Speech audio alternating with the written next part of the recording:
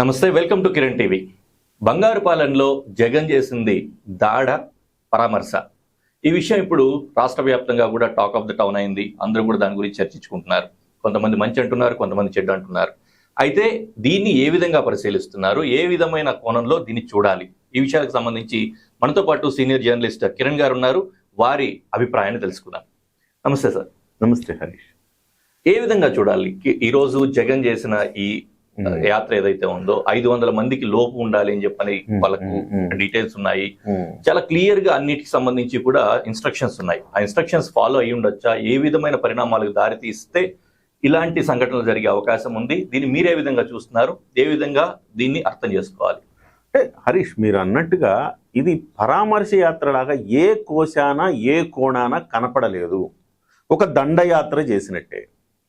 మీకు పల్నాడులో చేసిన రెంటపాళ్ళు అనే ఒక గ్రామంలో ఒక సర్పంచి బెట్టింగ్లో ఓడిపోయి ఆత్మహత్య చేసుకున్న తర్వాత అతన్ని అతను స్వాతంత్ర సమరయోధుడు అన్నట్టు అతన్ని పరామర్శించడానికి జగన్మోహన్ రెడ్డి గారు వెళుతున్న క్రమంలో సింగైన కారుతో ఎక్కించి చంపేశారు కదా. సో ఆ రకమైన పరిస్థితి వస్తుందేమన్న భయంతో చాలా మంది సాధారణ ప్రజలు రాలా. జగన్మోహన్ రెడ్డి పర్యటనకి నిజంగా వాళ్ళు ప్లాన్ చేసి చాలా బిగ్ లెవెల్లో ప్లాన్ చేశారు హరీష్. ఓకే, ఒక రకంగా చెప్పాలంటే నిజమైన రైతులు రాలేదు హరీష్. నిజమైన రైతులు వాళ్ళందరినీ కూడా తీసుకురావాలని 3 నియోజకవర్గాలు 3 జిల్లాల నుంచి మొత్తం కూడా మెసేజ్లు వెళ్ళిపోయినాయి రాత్రి. ఓకే, వాళ్ళందరినీ తీసుకురావాలి. 1000 రూపాయలు పెట్రోల్ కొట్టిస్తాం, బిర్యానీ కాదు కుష్కా అంట, కుష్కా తర్వాత మందు, క్వార్టర్ మందు, కుష్కా ఇవి ఇస్తామని చెప్పారు. చాలా మందిని తీసుకొచ్చారు. కానీ అసలు రైతులు రాలేదు హరీష్. దానికి రీజన్ ఏంటంటే, ఒకటి, ఈ ప్రభుత్వంలో వాళ్ళకేం అన్యాయం జరగల కాబట్టి ఆవేదన ఉంటేనే వస్తారు, ఆవేదన లేకపోతే రారు. సరే, వైసీపీలో ఉండే రైతులు ఎవరైనా వస్తున్నారా అంటే రైతులు కూడా ఏమనుకున్నారంటే, ఎందుకు వచ్చిన తలనొప్పి అక్కడ కార్లు ఎక్కించి చంపేస్తున్నారు, మనం వెళ్లాల్సిన అవసరం ఉందా అనుకుని వాళ్ళు కూడా ఆగిపోయారు. కానీ నకిలీ రైతులు నకిలీ మాబ్ క్రియేట్ చేసి ఒకసారి చూస్తే విజువల్స్ ఒకసారి బాక్స్లో వేసుకో దీపక్. ఒకసారి అంటే ఎట్లాంటి సిచ్యువేషన్ అంటే, మామిడికాయలందరినీ పంటని కింద పోసి తొక్కిచ్చేస్తారు. అరాచకమైన తొక్కిడు. రైతు ఎప్పుడైనా కొన్ని సందర్భాల్లో చూస్తాం మనం. బాధపడితే టమాటా రైతు బాధపడినప్పుడు మదనపల్లిలో, మీ ఊరు కూడా మదనపల్లి కదా, మీకు తెలిసే ఉంటుంది అన్ని అంశాలు, పారబోసి నిరసన వ్యక్తం చేసిన సందర్భాలు చూసాం. కానీ ఇట్లా కసిగా ట్రాక్టర్లతో తొక్కిచ్చి ఆ పంటని నాశనం చేసే దృశ్యాలు అక్కడ సగటు రైతు చూడలేకపోయారు. అంటే ఏంటి, విజువల్ ఇంపాక్ట్ క్రియేట్ చేసేందుకు కోసమే ఇట్లాంటివి చేసి ఉండొచ్చు అంటారా?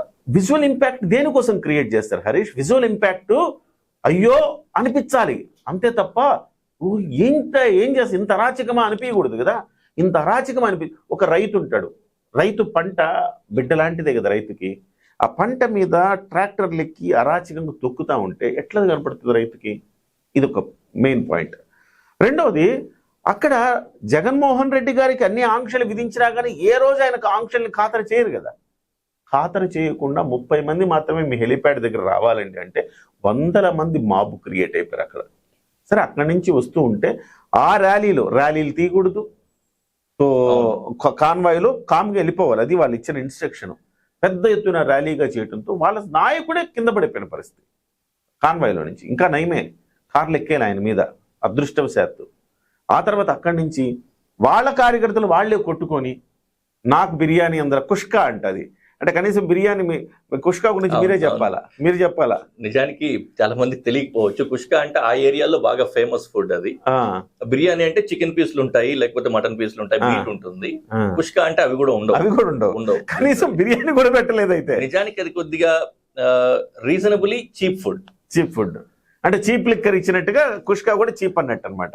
దాని ఫ్యాన్స్ ఉన్నాంలే కానీ నేనంటుంది ఏంటంటే, కనీసం ఒక ముక్క బిర్యానీ కూడా పెట్టకుండా ఒట్టి కుష్కా పెట్టారంటే చాలా పొదుపుగానే చేశారు అనుకోవాలి మనం. సో దానికోసం కూడా కొట్టుకున్న తలల పగలు కొట్టుకున్న పరిస్థితి హరీష్. అంటే వీళ్ళంతా అరాచక శక్తులు. ఇక్కడ జగన్మోహన్ రెడ్డి గారు ప్రతి పర్యటన దండయాత్రలాగానే చేస్తాడు. అదేదో రైతుల్ని పరామర్శ పేరుతో వెళ్ళరు. ఇంతకుముందు కూడా మనం చూసాము, ఆయన ఓదార్పు యాత్రకి చాలా సందర్భాల్లో వెళ్ళారు హరీష్. అంతకుముందు కూడా ఆయన ప్రతిపక్షంలో ఉన్నప్పుడు యాత్రలకు వెళ్ళారు. ఏ రోజు ప్రభుత్వం అడ్డు చెప్పలా. అదే సమయంలో ఏ రోజు అరాచకాలు జరగల. కొంత హడావిడి జరిగినప్పటికీ అరాచకాలు ఇట్లా మనుషుల మీద బండ్లు ఎక్కించడాలు అంటే అరాచకాలు జరగల. కానీ మనం ఈ మధ్య కాలంలో చూస్తుంటే మీరు ఆ ప్రకాశం జిల్లా పర్యటన చూడొచ్చు, సత్యసాయి జిల్లాలో పర్యటన చూడొచ్చు, మొన్న పల్నాడులో పర్యటన చూడొచ్చు, ఎక్కడికి వెళ్ళినా ఆ తెనాలి దగ్గరికి వెళ్ళినప్పుడు చూడొచ్చు, ఎక్కడికి వెళ్ళినా అది పనిగా మాబ్బుని క్రియేట్ చేసి అందరినీ ఒక్కసారిగా తీసుకొచ్చి ఒక హింసాత్మకమైన ఘటనలు సృష్టించే ఒక ప్రయత్నం చేస్తున్నారు. రప్ప నరుకుతామంటే నరికితే తప్పేంది అంటాడు ఆయన. నరికితే తప్పేందండి అంటున్నారు. ఇప్పుడు కూడా దాని గురించి అలాంటి ఏదైనా ఒక వివరణ ఇస్తారంటారా? అంటే ముందు జాగ్రత్త పడ్డట్టున్నారు. ఆ రోజు చెప్పారు కానీ ఇదంతా తప్పైపోయింది, జనంలోకి చాలా బ్యాడ్ వెళ్ళిపోయింది అని తర్వాత వాళ్ళు ఆత్మవిమర్శ చేసుకుంటారు కదా హరీష్. ఆత్మవిమర్శ చేసుకున్నప్పుడు వాళ్ళకి అర్థమై ఉంటుంది ఏంటంటే ఇది మనం చేస్తున్నది తప్పు, ఇది మనం రప్ప నరుగుతామంటే ఏదో టెంప్టేషన్లు అనేసాడు కానీ జగన్మోహన్ రెడ్డి, అది తప్పని వాళ్ళకి అర్థమైంది. జనాల్లో ఒక రాంగ్ మెసేజ్ వెళ్ళిందని అర్థమైంది. అందుకే ప్లకార్డులు ఏవి కనపడలా, ఆ రప్ప ప్లకార్డులు కనపడలా ఈసారి. సో అంటే ఇంకెక్కడైనా ఉంది విజువల్స్ మనకి ఇప్పుడు అందిన సమాచారం వరకైతే కనపడలా. సో అలాంటివేం లేకుండా జాగ్రత్త అయితే తీసుకున్నారు. కానీ బట్ జగన్మోహన్ రెడ్డి వస్తే జనం మీద పడిపోవాలా, జనం అల్లకల్లోలంగా జనం రావాలి, జన కల్లోలం జరగాల అనేది వాళ్ళ స్ట్రాటజీ.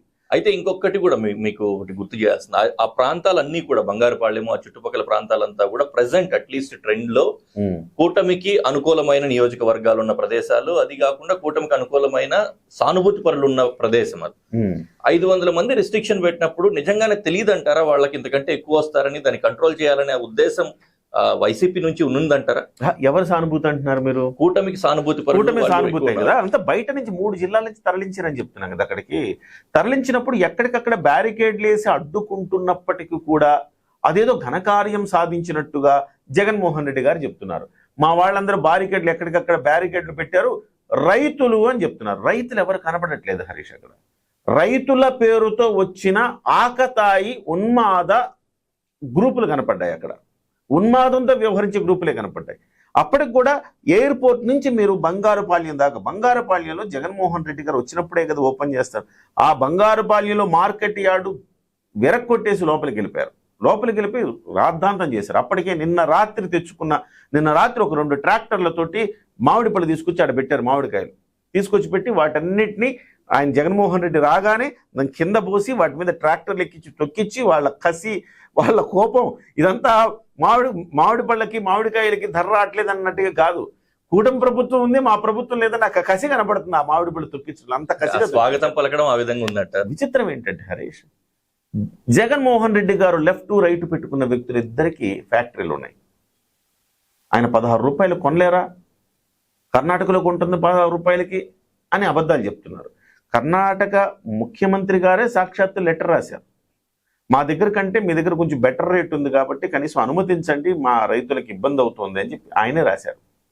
ఈయనేమంటాడు, కేంద్రం కొంటుంది అక్కడి నుంచి అంటే. కేంద్రం కాంగ్రెస్ పాలిత రాష్ట్రాలు కేంద్రం ఎందుకు కొంటది? కనీసం కాస్త లాజిక్ ఉన్నాడు ఎవరికైనా తెలియదా? కేంద్రం కొంటుంది, అక్కడ కేంద్రం కొంటే ఇక్కడ ఎందుకు కొందు? ఇక్కడ కేంద్రం కూడా భాగమే కదా ఇక్కడ కూటమి ప్రభుత్వంలో. ఆబ్వియస్లీ.